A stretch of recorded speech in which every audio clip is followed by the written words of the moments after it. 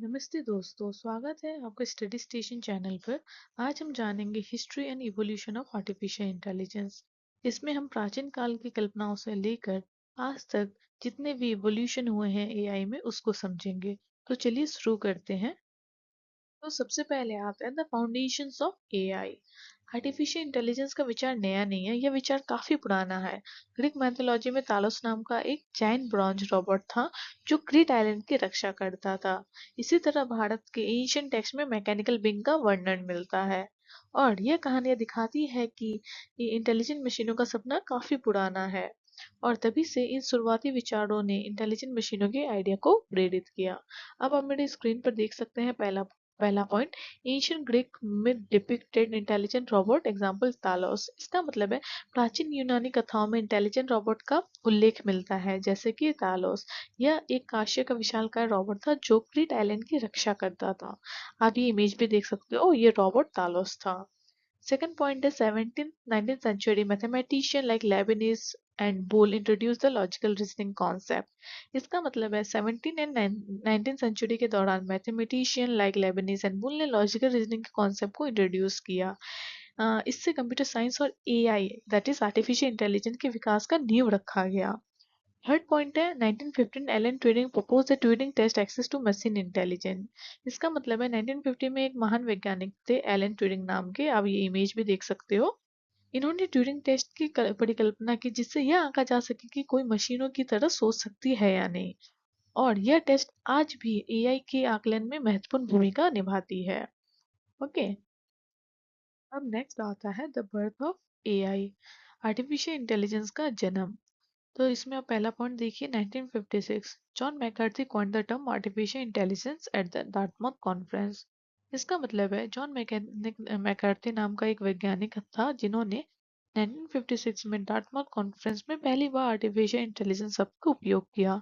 यह एक ऐतिहासिक कॉन्फ्रेंस था जहां वैज्ञानिकों ने यह विचार किया कि मशीनें भी इंसानों की तरह सोच सकती है, डिसीजन ले सकती है। इस कॉन्फ्रेंस को एआई का शुरुआती ऑफिशियल रिसर्च माना जाता है।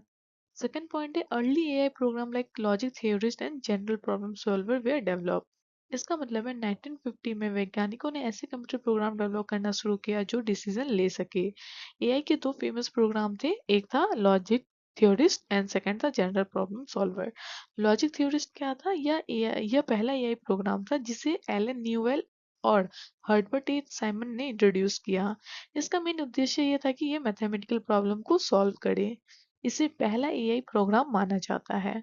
सेकंड है जनरल प्रॉब्लम सॉल्वर। इसका मतलब है यह भी एक इम्पॉर्टेंट एआई प्रोग्राम था जिसे एलन न्यूवेल और हर्बर्ट ए साइमन ने इंट्रोड्यूस किया था। इसका मेन उद्देश्य था विभिन्न प्रकार के समस्याओं को हल करना और एक ऐसा सामान्य विधि तैयार करना जो कोई भी समस्याओं को हल कर सके।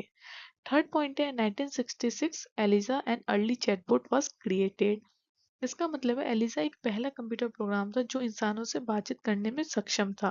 इसे 1966 में जोसेफ विंजम्बन ने इंट्रोड्यूस किया था। नेक्स्ट आता है एआई विंटर एंड रिवाइवल्स 1970 से 1980 तक।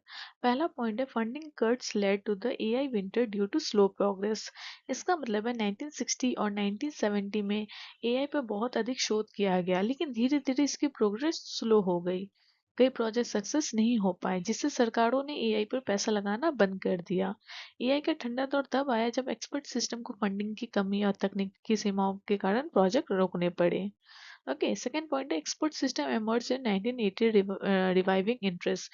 इसका मतलब है 1980 में एआई में फिर से रुचि बढ़ी जब एक्सपर्ट सिस्टम इंट्रोड्यूस किए गए। एक्सपर्ट सिस्टम कंप्यूटर प्रोग्राम थे जो एक्सपर्ट की तरह डिसीजन लेने की क्षमता रखते थे।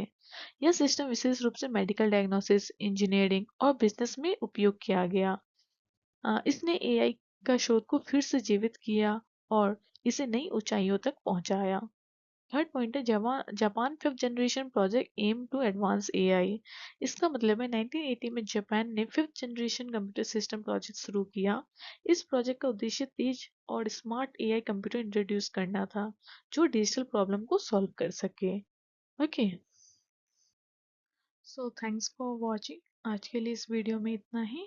एक्सपर्ट सिस्टम कैसे काम करता है इसके ऊपर मैं एक सेपरेट वीडियो बनाऊंगी। तब तक स्टे ट्यून। मेरे चैनल को प्लीज़ सब्सक्राइब कर दीजिए। मिलते हैं नेक्स्ट वीडियो में।